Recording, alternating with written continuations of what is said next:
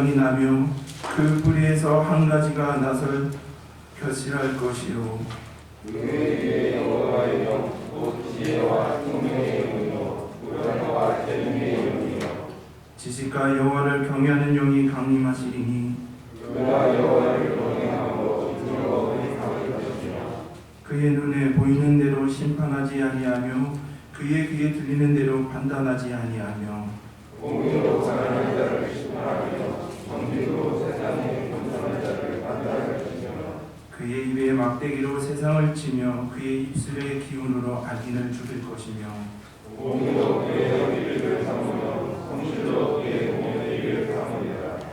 그때 이리가 어린 양과 함께 살며 보병이 어린 염소와 함께 누우며 송아지와 어린 사자와 살찐 짐승이 함께 있어 어린아이에게 끌리며 암소와 곰이 함께 먹으며 그것들의 새끼가 함께 엎드리며 사자가 소처럼 풀을 먹을 것이며 젖먹는 아이가 독사의 공역에 성장하며 젖대는 아이가 독사의 손을 먹을 것이라.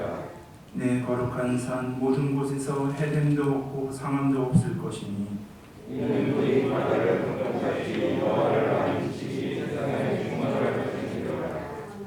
그날에 이새의 뿔에서 한 싹이 나서 만민이 기치로 살 것이요 열방이 그에게로 돌아오리니 그가 거두시기로 하노리라. 아멘. 전능하사 천지를 만드신 하나님 아버지를 감사하며 그의 아들 우리 주 예수 그리스도를 믿사오니 이는 성령으로 인하여서 동정녀 아래 행하시고 본디오 빌라도에게 고난을 받으사 십자가에 못 박혀 죽으시고 장사한 지 사흘 만에 죽은 자 가운데서 다시 살아나시며 하늘에 오르사 전능하신 하나님 우편에 앉아 계시다가 저리로서 사는 자와 죽은 자를 심판하러 오시리라. 성령 믿사오며 거룩한 공의와 성도가 서로 교통하는 것과 죄를 사하여 주시는 것과 몸이 잘 사는 것과 영원히 사는 것을 믿사옵나이다. 아멘.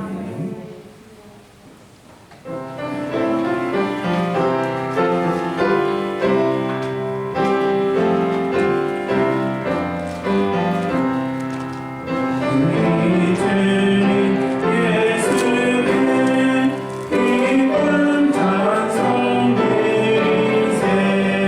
하늘 높은 곳에도 주의 영광 넘치네.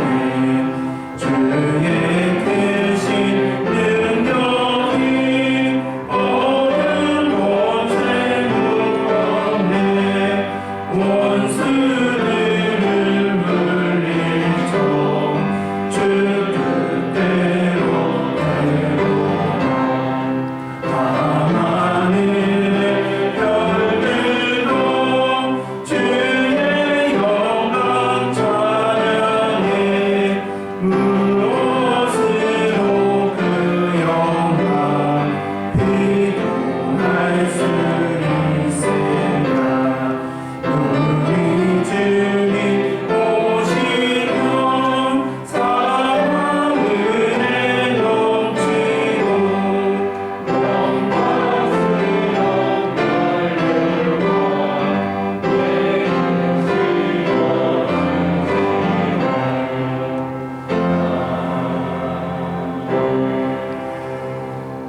다 같이 기도드리겠습니다.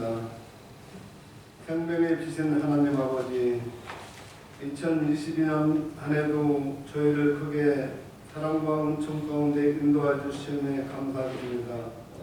이 땅에 보내신 예수 그리스도의 흘리신 보혈의 피로 저희를 구속하시고 그 값진 피로 저희를 살리셨으니 이 시간 그 크신 은혜에 감사와 영광을 올려드립니다.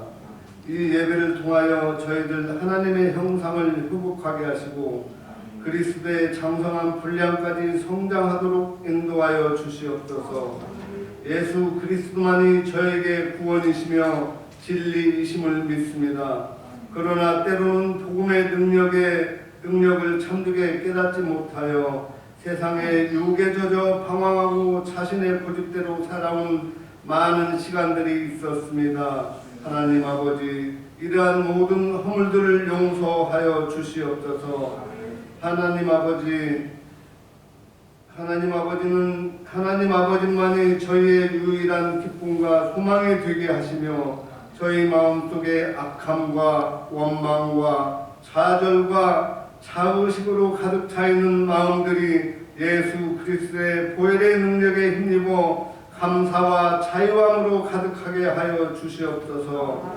또한 한 해를 마무리하며 그동안 형제 자매나 이웃들과의 불화나 사랑이 없었다면 저희들이 먼저 손 내밀고 화해하며 그리스도의 사랑으로 섬기게 하여 주시옵소서. 다사다난했던 2022년 한 해를 뒤돌아보면 국가적으로나 개인적으로 많은 시련과 고통의 날들이었지만 이 또한 은혜임을 믿습니다. 장기간 코로나로 인하여 나라와 국민이 많은 어려움이 있었고 대통령 선거와 지방선거를 통하여 민심이 진보와 보수로 갈라져 갈등의 연속이었고 국제적으로는 전쟁으로 인하여 세계 경제가 어려움에 처해 있지만 이 모든 것들이 우연이 아닌 하나님께서 주신 메시지라 믿습니다. 모든 교회와 성도들이 하나님을 떠나지 않도록 찾고 기도하라는 메시지라 확신합니다. 하나님 아버지 저희들을 성령의 불로 잡아 주셔서 이 나라 이 땅이 하나님이 원하시고 찾으시는 그런 나라가 되게 하여 주시옵소서. 사랑의 주님, 이 시간 특별히 차가운 날씨만큼이나 여러 가지 어려움에 처한 성도들을 위하여 기도합니다. 차가워진 가슴에 예수님의 온기가 다시금 회복되게 하여 주시옵소서. 육신의 질병이 떠나가게 하시고 물질로 고통받는 성도들에게는 차고 넘치는 축복을 내려 주시옵소서. 우리 모두의 입술에서 감사와 찬양이 넘치는 12월 한 달 되게 역사하여 주시옵소서. 만성교회를 위하여 기도합니다. 이곳에 교회를 세우시고 지금까지 인도하심에 감사합니다. 지금 현재의 상황에 안주하지 않고 믿지 않는 많은 영혼들을 위하여 예수님을 전하고 기도와 사랑으로 봉사하는 교회가 되게 은혜 내려 주시옵소서. 우리 만성교회는 1년 365일 생명을 살리는 복음의 교회와 성도들이 되게 하여 주시옵소서. 또한 성도 간의 신과 사랑으로 중보하며 아름다운 교제가 이루어지는 교회 되게 축복하여 주시옵소서. 이 시간 선포된 말씀을 통하여 저희들의 영혼이 주님의 사랑과 평안으로 가득하기를 원합니다. 말씀으로 저희를 먹이시는 목사님 성령 충만케 하여 주시고 주님의 크신 권능으로 붙잡아 주셔서 영육간에 늘 강건하게 지켜 주시옵소서. 이 시간 드리는 예배를 주님께서 흠양하여 주실 줄 믿사오며 우리를 죄에서 구원하신 거룩하신 예수 그리스도의 이름으로 간절히 기도드립니다. 아멘.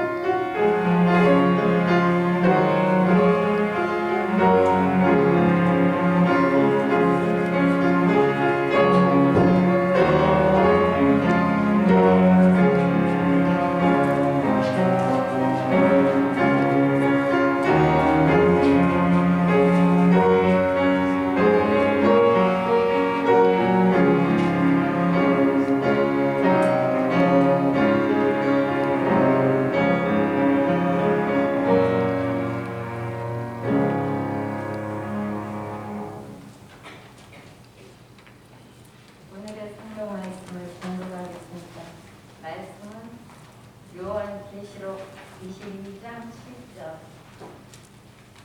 보라, 내가 속히 오리니 이 두루마리의 예언의 말씀을 지키는 자는 복이 있으리라 하더라. 아멘. 하나님 감사합니다. 거룩한 주일을 맞이하여 주의 백성들이 주님을 예배하러 이 예배당에 모였습니다. 하나님 은혜를 내려주옵시고 치료하심과 회복하심의 은혜가 있는 이 예배가 되게 하여 주옵소서.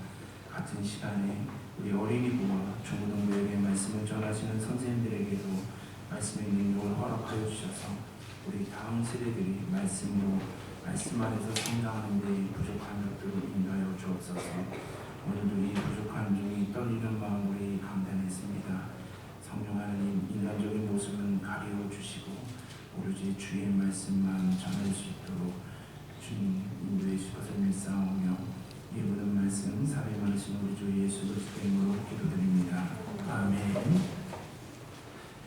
오늘 우리가 요한계시록 설교 30번째 시간으로 우리가 요한계시록 22장을 중심으로 말씀을 전하고자 합니다. 우리가 이제 다음 주면 31번째 설교를 요한계시록의 강해 설교를 마무리 지고자 하는데요. 오늘 우리가 이 복이라는 개념, 복이라는 단어를 우리가 요한계시록의 말씀으로 한번 풀어보겠습니다. 우리는 누구나 복이라는 단어를 좋아하죠. 누구나 우리는 복 받기를 원하고 그것을 권하고 있습니다. 그래서 우리는 신년 인사로 새해 복 많이 받으세요라고 우리는 새해 인사, 신년 인사를 하고 있습니다. 우리가 복을 받는 것은 누구나 좋아하고 우리가 갈망하고 있지만 진정한 복이 무엇인지는 대해서는 정확히 알고자 하지는 않습니다.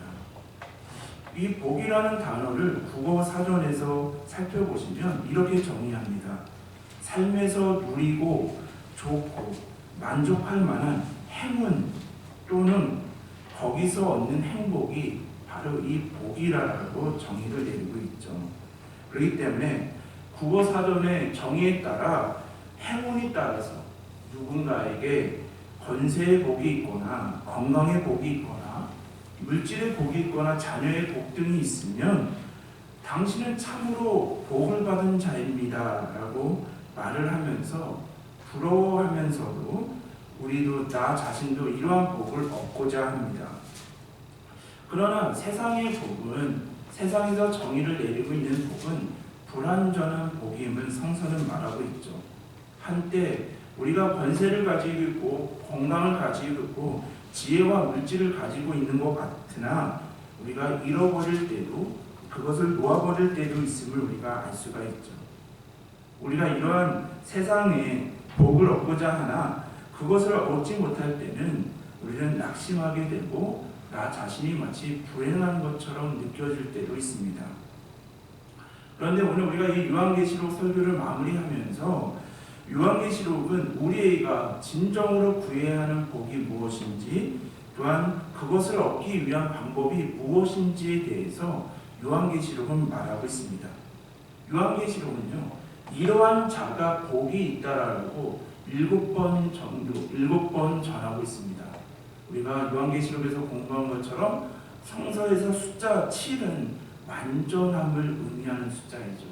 그래서 요한계시록에서 이러한 자는 복이 있다라고 7번 전하는 것은 이것은 이 복이야말로 더욱더 완전한 복이고 주님께서 주시는 복임을 성서는 분명히 말하고 있음을 우리가 알 수가 있습니다. 그래서 오늘 우리가 이 요한계시록을 좀 다시 살펴보면서 어떠한 복을 우리에게 허락하셨는지 살펴보고자 합니다. 자, 요한계시록 1장 한번 3절을 보시면요. 요한계시록에서 말하는 복의 개념 첫 번째 개념이 무엇입니까? 요한계시록 1장 3절을 보시면 이 예언이 말씀을 읽는 자와 듣는 자와 그 가운데 기록한 것을 지키는 자는 복이 있나니 때가 가까움이라라고 성서는 말하고 있습니다. 그러니까 성서는 하나님의 말씀을 읽고 하나님의 말씀을 묵상하고 읽고 듣고 그 말씀을 신서 지키는 자들이 복이 있다라고 성서는 말하고 있습니다. 이것이 왜 복이 되는지요? 우리가 사도행전 17장 10절에서부터 12절 한번 보시겠습니다. 왜 하나님의 말씀을 듣고 읽고 신서 지키는 것이 우리에게 복이 되는지 사도행전 17장 10절에서부터 12절 보시면 밤에 형제들이 곧 바울과 실라를 베레아로 보내니 그들이 이르러 유대인의 회당에 들어가니라. 베레아에 있는 사람들은 데살로니가에 있는 사람보다 더 너그러워서 간절한 마음으로 말씀을 받고 이것이 그러한가 하여 날마다 성경을 상고함으로 그 중에 믿는 사람들 많고 또 헬라와 기브인과 남자가 적지 아니하냐라고 성서는 말하고 있습니다. 이 사도행전 17장은 무엇입니까? 사도 바울이 2차 선교 여행 중에서 데살로니가에서 3주간 복음을 전하고 베레아로 가서 복음을 전했을 때 일어난 일을 기록하고 있지 않습니까? 그런데 이 베레아 사람들의 특징이 무엇입니까? 너그러웠다라고 성서는 말하고 있죠. 이 너그럽다라는 단어의 뜻은요, 마음이 열려 있었다라는 것이죠. 베레아에 있는 그 사람들은 하나님의 말씀이 복음이 선포되는 것에 대해서 마음이 열려서 그것을 듣기를 원했다라는 것이죠. 그러므로 그들이 간절한 마음이라는 것은 무엇입니까? 준비된 열심이 있었다는 것이죠. 오늘 귀한 우리 예배자분들도 같은 고백 아니겠습니까? 너그럽게 마음이 열려서 하나님을 마음껏 예배하시기 위해 하나님의 말씀을 마음껏 묵상하고 듣기 위해 마음이 열려서서 이 자리에 오시지 않았습니까? 또한 우리가 간절한 마음이 있었죠. 열심히 있었죠.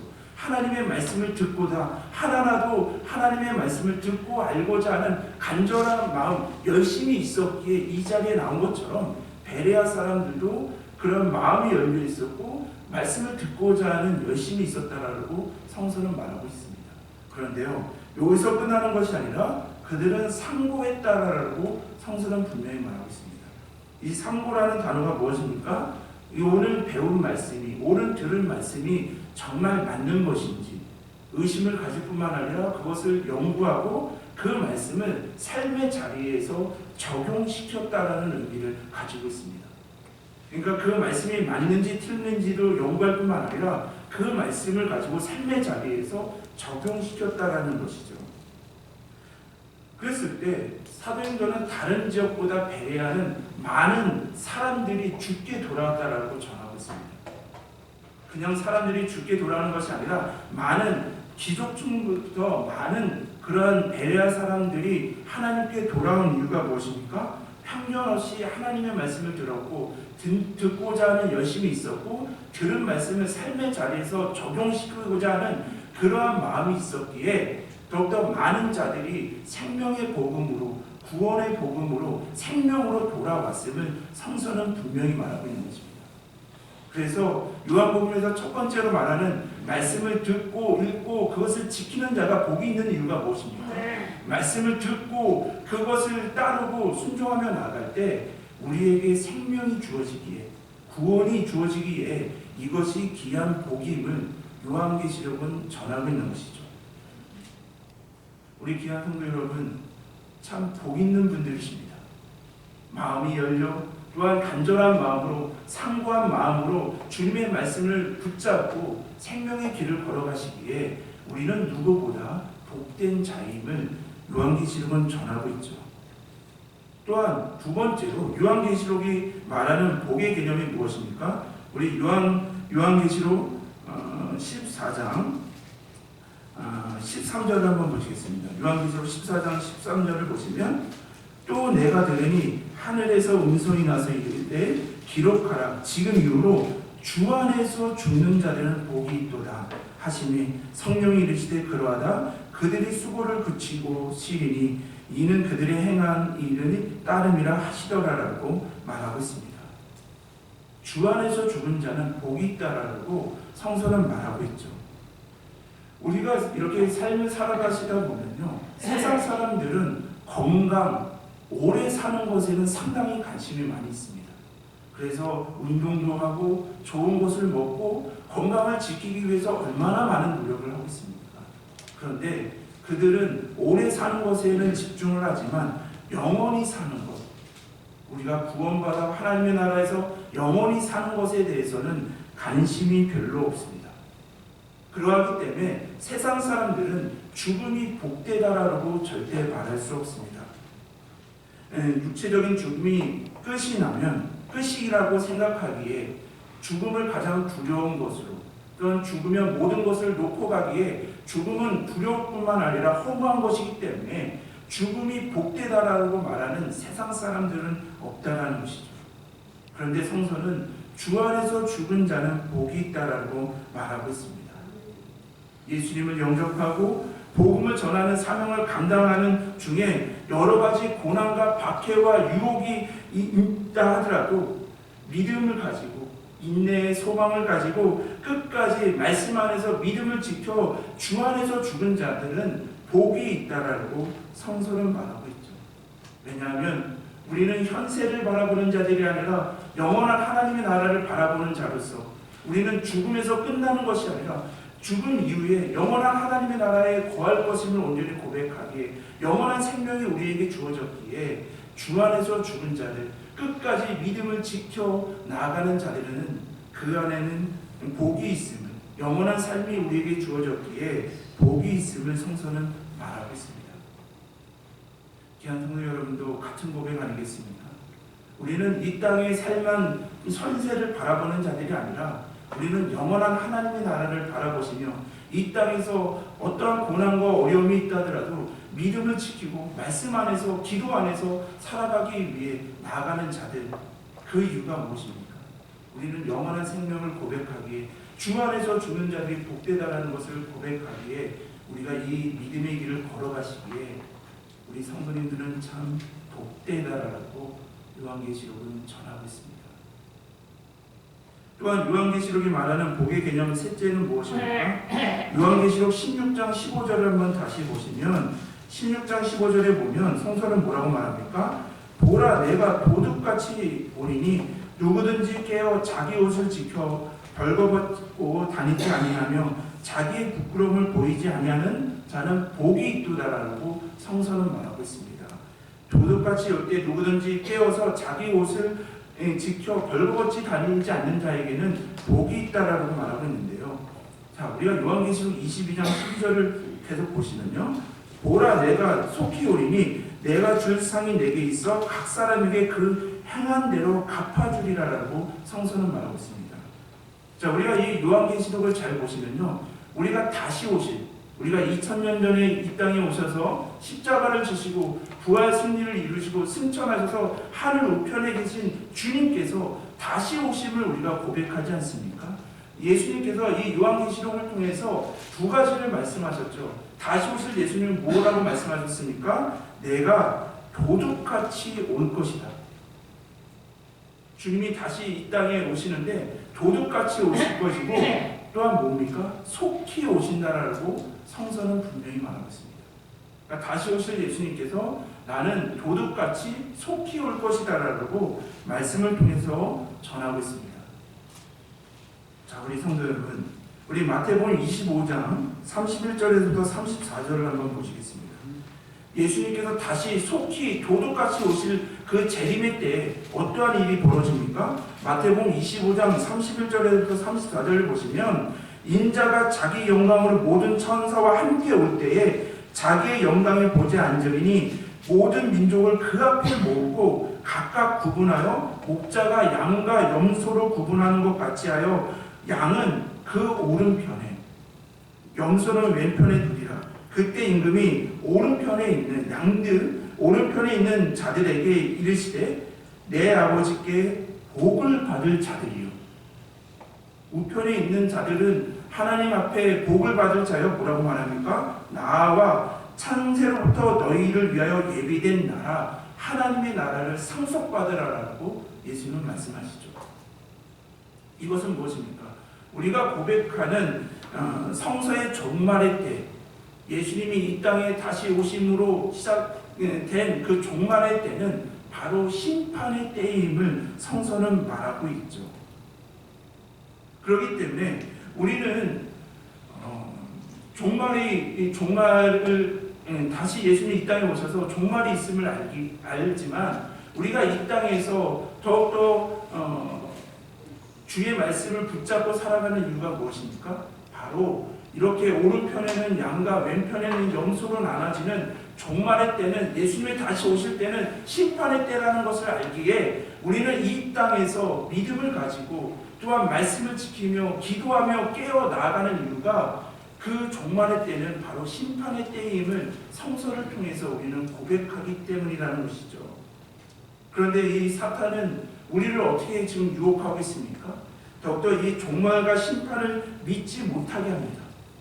많은 사람들 아직도 예수 그리스도를 고백하지 못하는 자들은 예수님이 다시 오실 것이라는 이 말씀도 믿지 못하게 하고 또한 우리 믿는 사람들도 어떻게 사탄이 유혹합니까? 지금 당장은 아니에요. 예수님께서 속히 도둑같이 오신다라고 했는데 그 말씀이 지나서 2000년이 지나도 지금까지 이루어지지 않으니 어떻게 속히 오겠냐? 지금 시대에 오겠냐? 그러니 더욱더 그 속히 오신다, 도둑같이 오신다는 이 말씀을 잊어버리게 함으로 우리를 어떻게 합니까? 거룩한 말씀에 순종하는 거룩한 삶이 아니라 세상에 쫓아 제약된 길로, 죽음의 길로 우리를 사탄이 지금도 우리를 유혹하고 있다라는 것이죠. 그런데요, 이 마태복음 24장 36절을 보시면요, 예수님이 이렇게 말씀하십니다. 그러나 그날과 그때는 아무도 모르나니 하늘의 천사도 아들도 모르고 오직 아버지만 아시느니라. 정말 주님이 다시 오셔서 다시 이 세상이 종말이 되고 심판의 역사가 이루어질 때 그 날이 몇 년도 몇 월 며칠이라는 것을 알면 좋겠지만 그것을 아시는 분은 오직 하늘 아버지라고 예수님은 말씀하시죠. 그러면 우리 성도님들 한번 생각해 보십시오. 왜 하나님께서 우리에게 심판의 때, 종말의 때를 알려주지 않으셨습니까? 우리를 더욱더 싫어해서입니까? 아니요. 하나님은 우리를 언제나 사랑하시는 사랑의 하나님이심을 우리가 온전히 고백하지 않습니까? 하나님께서 우리를 사랑하셔서 하나님 예수님이 다시 오실 때를 알려주지 않았음을 성서는 말하고 있죠. 왜냐하면요, 우리가 만약 몇 년도 몇 월 며칠에 종말의 때, 심판의 때가 이루어진다고 한다면요, 우리는 그때까지 제약된 삶을 살아갈 것입니다. 그 날에나 그 전날에나 잠깐 회개하고 이 정도면 됐겠지라고 그 하나님이 약속하신 그 날 전날에나 정신을 차리시는 분들이 좀 있겠지만 그럼에도 정신을 못 차리고 죽음의 길로 멸망의 길로 가시는 분들이 많으시겠죠. 그런데 하나님께서 우리에게 지금 호흡을 주시고 이 땅에서 이 시대에 우리가 살아가게 하신 이유, 우리에게 주신 사명이 무엇입니까? 그냥 죄인된 모습으로 또한 죄악의 길로 걸어가는 그 길로 걸어가게 하시는 것이 아니라 우리가 예수님을 믿고 제사함을 받은 자로서 하나님의 자녀로 되는 권세를 받은 자로서 이 땅에서 하나님께 예배하며 하나님께 영광 돌리며 주의 복음과 사랑을 전하는 사명을 감당케 하시기 위해 우리에게 오늘 호흡을 주시고 우리에게 이 전주라는 땅, 더욱더 대한민국 땅, 이 시대를 품고 이 세계를 품고 우리가 사명을 감당하시기 위해서 우리에게 호흡을 주시고 우리에게 구원의 은혜를 주셨음을 성서는 분명히 말하고 있지 않습니까?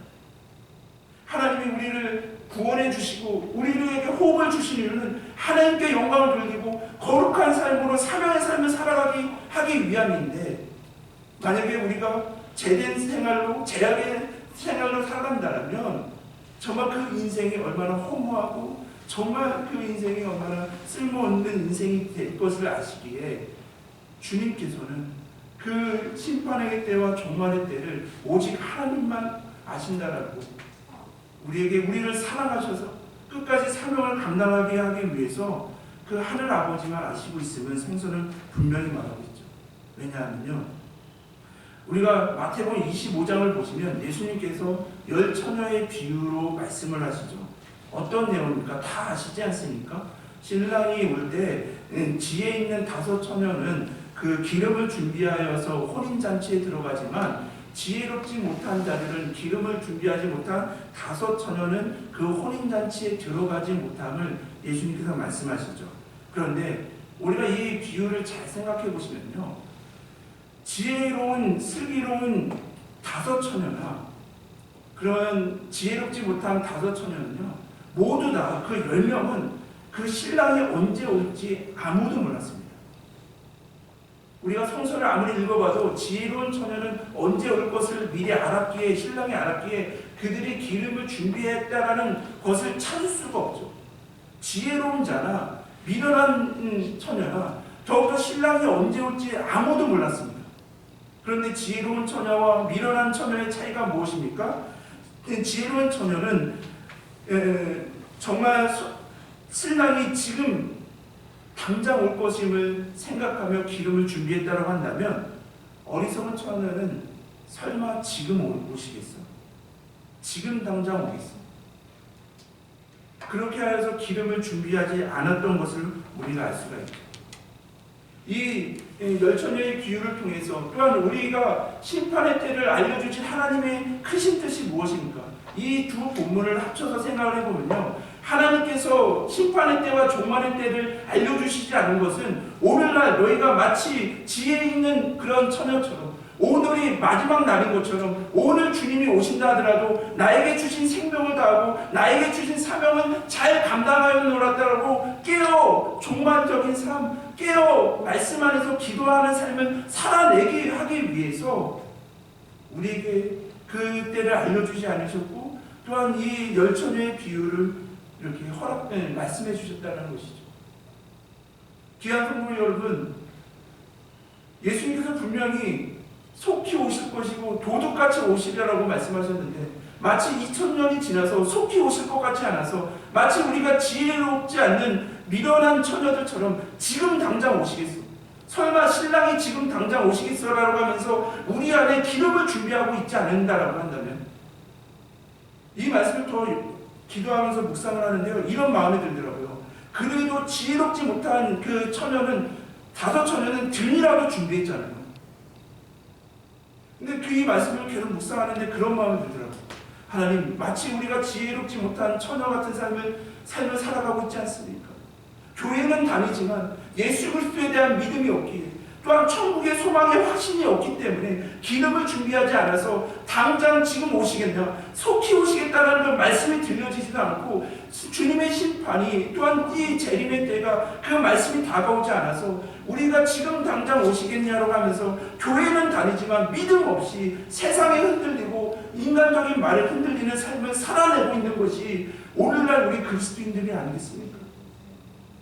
그래서 하나님, 우리가 마치 정말 이 미련한 자가 등을 갖고 있지만 기름을 갖고 있지 못한 그리스도인들이 되지 않게 하여 주옵소서. 우리에게 말씀의 믿음, 또한 믿음의 믿음을 더하여 주셔서 속히 오시겠다라는 천년이 하루 같고 하루가 천년 같은 하나님의 그 시간법을 우리가 고백하기에, 지금도 하나님께서 오래 참으시고 기다리시는 이유는 한 영혼이라도 주님께 돌아오게 하시기 위함이에 하나님께서 참으심을 온전히 고백하며, 우리가 오늘 하루를 더욱더 주님이 오실 것 같은 고백으로 믿음의 삶을 살아내도록 인도하여 주옵소서라고 기도할 수밖에 없다는 것이죠. 이러니 얼마나 우리에게 복입니까, 성도님들?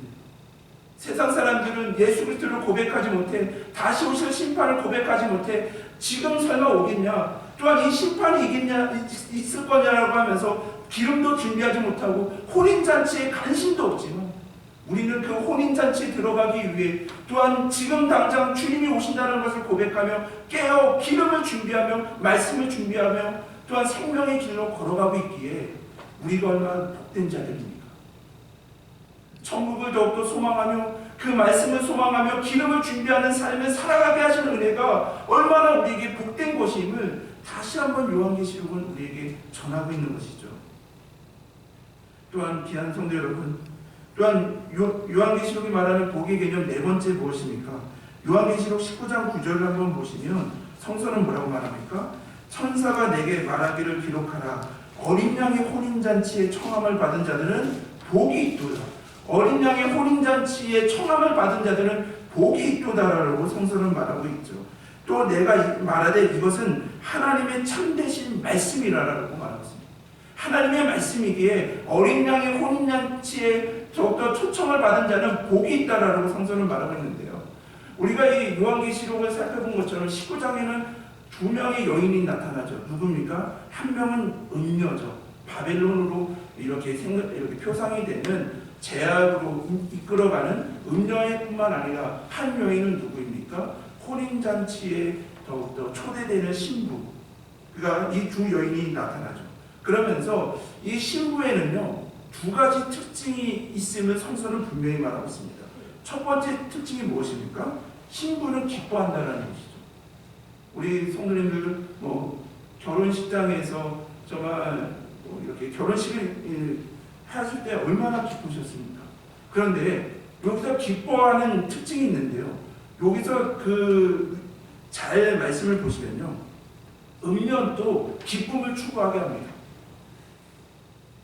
이 혼인잔치를 기다리는 신부도 기쁨을 추구하는데요, 다른 것을 우리가 살펴볼 수가 있는데요, 음료는 지금 현재에서 기쁨과 쾌락을 누리게 하라고 말하고 있습니다. 그래서 오늘날 우리 세상은 얼마나 우리 지금 만약에 우리가 영원한 삶을 바라보지 못한다고 한다면 한 번 사는 인생 우리 잘 먹고 잘 살고 내 마음대로 하자라고 하는 것 이것이 욜로 정신이고 이것이 잘 살고 행복한 것이고 복된 삶이라고 하면서 지금 기쁨과 쾌락을 누리도록 얼마나 우리를 유혹하고 있습니다. 그런데 지금 혼인잔치에 초대되는 그 신부의 기쁨은요 현재의 기쁨이 아니라 나중 다가올 기쁨을 추구하는 자들이라는 것이죠. 다가올 새하늘과 새 땅, 새 예루살렘, 더욱더 우리 하나님의 영광이 임재가 충만하고 하나님의 치료와 회복하심이 충만하고 하나님의 영광이 가득한 하나님의 나라가 임하기에 우리가 이 땅에서 더욱더 고난과 어려움이 있다 하더라도 그 하늘나라를 바라보며 다가올 기쁨을 기다리며 이 시대에 이 삶 속에서 사명을 감당하라고 하는 것이 더욱더 신부가 기다리는 기쁨이죠. 우리 성도님들도 같은 고백 아니겠습니까? 현세의 기쁨, 그 쾌락을 쫓는 분들이 아니라 우리는 새하늘과 새 땅, 새 예루살렘으로 오는 진정한 기쁨과 평안을 기다리는 그 기쁨을 누리는 자들 아니겠습니까? 자, 이렇게 하였을 때요 우리가 마태복음 22장 2절에서부터 3절을 한번 보시겠습니다. 예수님께서 어떻게 말씀하시냐면요 마태복음 22장 2절에서 3절을 보시면 천국은 마치 혼인잔치를 베푸는 걸로 예수님께서 말씀하시는데요. 천국은 마치 자기 아들을 위하여 혼인잔치를 베푼 어떤 임금과 같으니 그 종들을 보내어 그 청한 사람들을 혼인잔치에 오라 하였더니 오기를 싫어하거느니라고 말하고 있습니다. 자, 이게 천국은 무엇입니까? 혼인잔치, 어린 양의 혼인잔치를 기다리는 신부, 우리의 역할뿐만 아니라 천국은 마치 자기 아들을 위하여 혼인잔치를 베푸는 어떤 임금과 같다라고 예수님이 말씀하시면서요. 이 이야기가 무엇입니까? 아무리 혼인잔치가 열렸다라고 하고 구원의 길이 열렸다라고 전하여도 임금이 청하여도 자신이 그 혼인잔치에 들어가고 싶지 않으면 들어갈 수 없다라고 성서는 말하고 있는 것이죠. 한번 이렇게 잘 생각해 보십시오. 지금도 예수 그리스도 안에서 예수님이 우리의 구원이십니다. 생명이십니다라고 그 복음이 전해지고 있고 그 혼인잔치의 청함을 초대를 하고 있지만 만약 그 복음을 받아들이지 않는다라고 한다면 그 혼인잔치에 들어가지 않는다라면 결코 구원의 길이 없음을 성서는 분명히 말하고 있죠. 그런데 이 말씀을 잘 이렇게 묵상하시다 보면요 얼마나 큰 하나님의 은혜가 있습니까? 하나님은요 우리가 하나님께서 혼인잔치에 청하지 않으셨다고 한다면 우리가 아무리 그 혼인잔치에 들어가고 싶어도 들어갈 수 없음을 성서는 말하고 있잖아요. 그런데 하나님께서 우리 모든 사람들에게 모든 피조물들에게 하나님 그 혼인잔치에 들어올 수 있도록 구원의 길을 열어주셨다는 것이죠. 그래서 성서는 뭐라고 말합니까? 하나님에게도 능력이 있고 인간에도 능력이 있다고 말합니다. 왜요? 하나님의 능력은 무엇입니까? 모든 피조물들을 구원할 수 있는 구원의 능력이라고 한다면 우리 사람들의 능력은 무엇이죠? 하나님의 초대에 초청에 응하지 않음으로 멸망의 길로 걸어가는 멸망의 능력이 우리에게 있음을 성서는 분명히 말하고 있죠. 그러기에 성서는 분명히 말합니다. 구원의 은혜, 생명의 은혜는 인간의 공로와 행함이 있어서가 아니라 하나님이 먼저 죄와 허물로 인해서 죽을 수밖에 없는 우리들을 나를 더욱더 혼인잔치에 초청해 주시는 은혜가 있었기에 사랑이 있었기에 우리가 구원함을 이룰 수 있었음을 성서는 분명히 말하고 있죠. 그러므로 구원은 하나님께서 주시는 선물이고 우리가 구원 앞에 더욱더 우리의 인간의 공로와 행위를 내세울 수 없음을 성서는 분명히 말하고 있습니다. 그렇게 하였을 때요 마태복음 22장 14절을 한번 보시면요 예수님이 뭐라고 말씀하십니까? 청함을 받은 자는 많되 택함을 입은 자들은 적으니라. 얼마나 이게 우리에게 복입니까?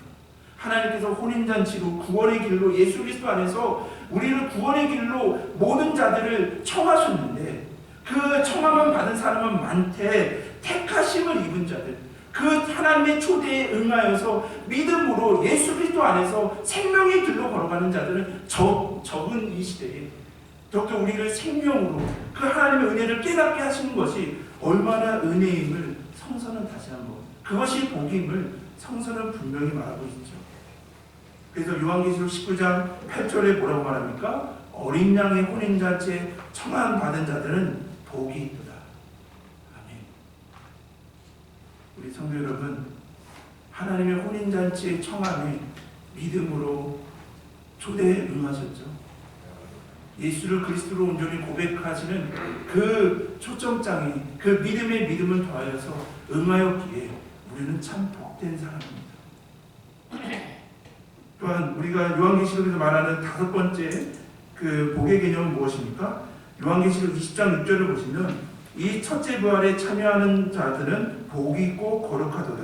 둘째 사망이 그들을 다스리는 권세가 없고 도리어 그들이 하나님과 그리스도의 제사장이 되어 1000년 동안 그리스도와 더불어 왕노릇 하리라. 뭐라고 말합니까? 첫째 부활에 참여하는 자는 복이 있도다. 이 첫째 부활이 뭐라고 했죠? 모든 사람이 다 첫 번째 죽음이 있죠. 그런데 둘째 사망이 있는 사람과 없는 사람이 있다라고 나누어진다라고 요한계시록은 말하고 있죠. 첫째 부활이 무엇입니까? 예수를 그리스도로 고백하여서 영적으로 거듭난 사람들이 첫째 부활에 참여하는 자들이라고 성서는 말하고 있지 않습니까? 예수 그리스도 안에서 더욱더 거듭난 우리들은 첫째 부활에 참여하는 자는 복이 있도다라고 거룩하다라고 성서는 분명히 말하고 있습니다. 왜 그렇죠? 우리가 주님의 심판대에 섰을 때 모든 피조물들이 주 앞에 섰을 때 우리는 더욱더 첫째 부활에 참여한 자에게 예수 그리스도의 보혈의 공로로 제3의 은혜를 받고 이 시대에 하나님의 은혜를 깨닫고 사명을 감당하였기에 우리는 둘째 사망이 없고 불과 유황의 꿀에 넣어지는 둘째 사망을 당하는 자들이 아니라 영원한 하나님의 나라에서 살아가는 자들이기에 우리는 복되다라고 성서는 분명히 말하고 있습니다. 귀한 성도 여러분, 마지막으로요. 요한계시록에서 말하는 복의 개념, 아까 우리가 7이 완선수이고 이 7개를 우리가 살펴봐야지 이 복의 완전한 의미를 알 수 있다고 했잖아요. 요한계시록 22장 7절을 보시면요, 보라 내가 속히 오리니 이 두루마리의 예언의 말씀을 지키는 자는 복이 있으리라 하더라. 아멘. 이것은 무엇입니까? 우리가 1장 3절의 말씀처럼 하나님의 말씀을 듣고 지키고 순종하는 자들인데요. 이 요한계시록 22장의 7절은 어떤 것을 강조하고 있냐면요, 지금입니다.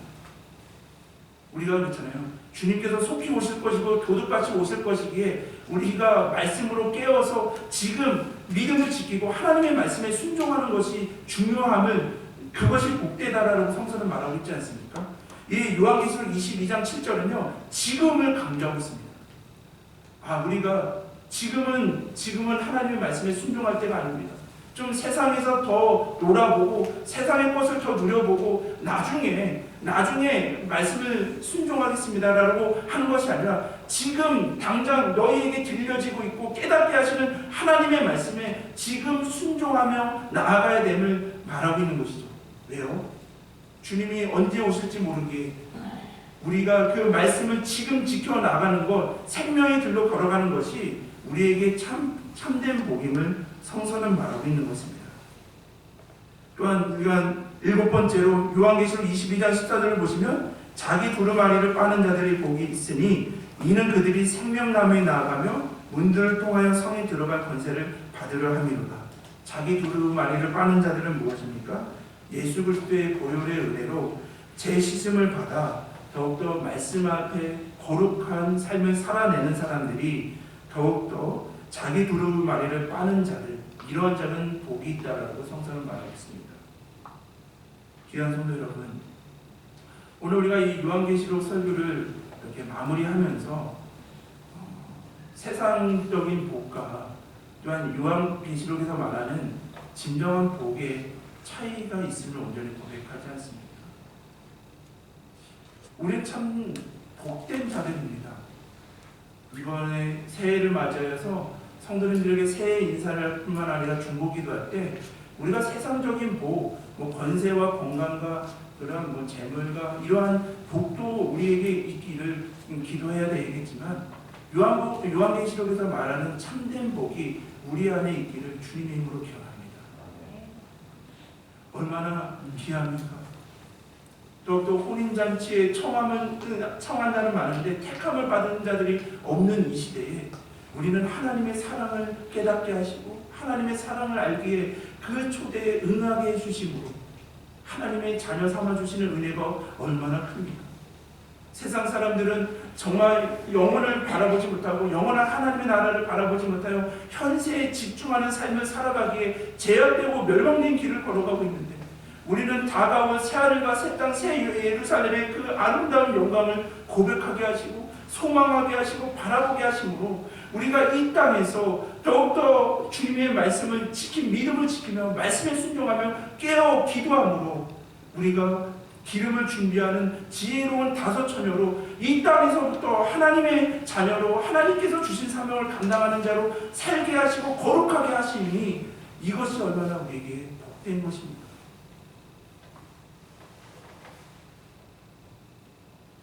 이러한 복을 우리가 온전히 고백하며 누리시기를 주님의 이름으로 기원합니다.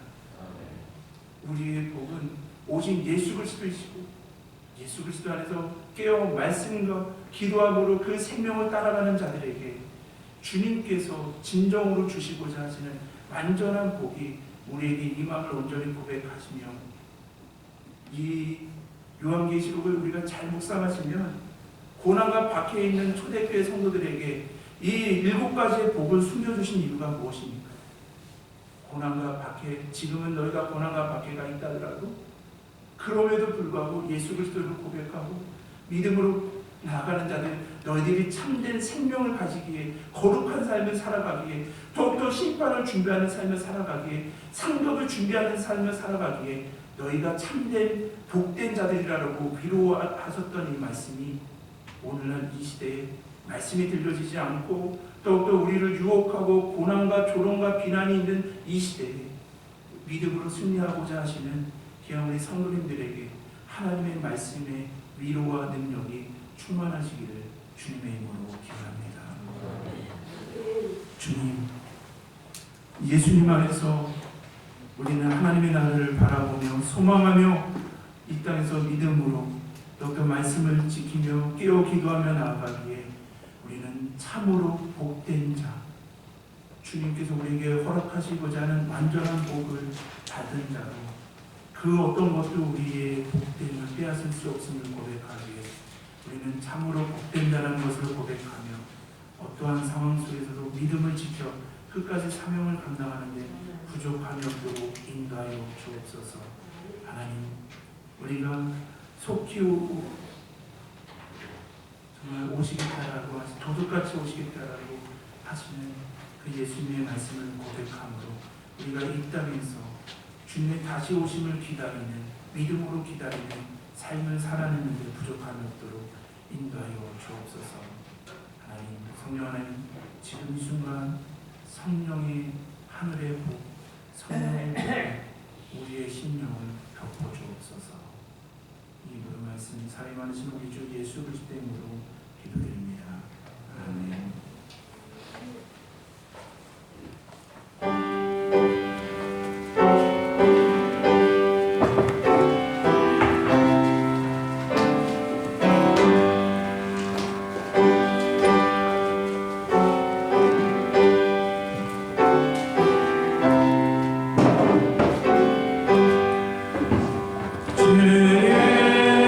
주의 강림이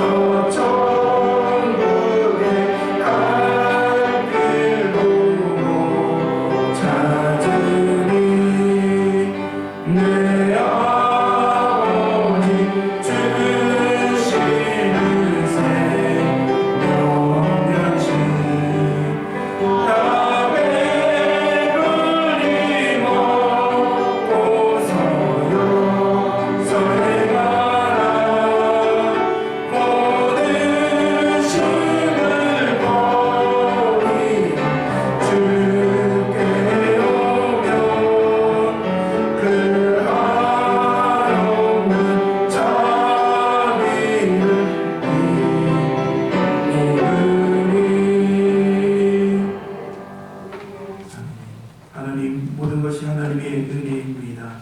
모든 것이 하나님의 것임을 온전히 고백하며 드려지는 이 예물위에, 여러 가지의 제목으로 드려지는 이 예물위에 복의 복을 더하여 주사 아직도 예수가 그리스도이심을 고백하지 못하는 곳에 더욱더 그 영혼들과 그 땅 위에 더욱더 정직하게 쓰여지는 이 귀한 예물이 되게 하여 주옵소서. 드려지는 그 손길마다 복의 복을 더하여 주옵소서. 하나님, 이 예배를 준비하는 자들, 중보기도하는 자로 대표기도와 성령공동과 찬양 봉사와 청소와 여러 가지의 눈에 보이지 않는 봉사의 손길들, 기도의 손길들이 있습니다. 하나님, 동일한 은혜로 허락해 주실 것을 믿사오며 이 모든 말씀 살이 많으신 우리 주 예수 그리스도의 이름으로 기도드립니다. 아멘. 우리 옆에 분들과 평안 인사 나누시겠습니다. 샬롬, 주님의 평안을 드립니다. 샬롬.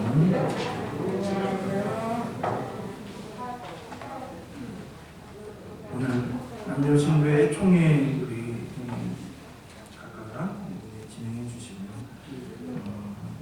예배 후에 목양실에서 정책 인사단회가 있습니다. 장면들 기억해 주시고요. 다음 주에는 우리가 회계 감사가 있습니다. 교회와 남녀신부의 어린이부 중고등부 주일 예배 후에 친교실에서 감사로 윤만 장로님과 나중 목사님 수고해 주시겠습니다. 감사를 준비해 주시고요. 또한 그 회계 감사 후에는 예산 결산 장로가 있습니다. 위원들 이렇게 기도로 준비해 주시기 바랍니다.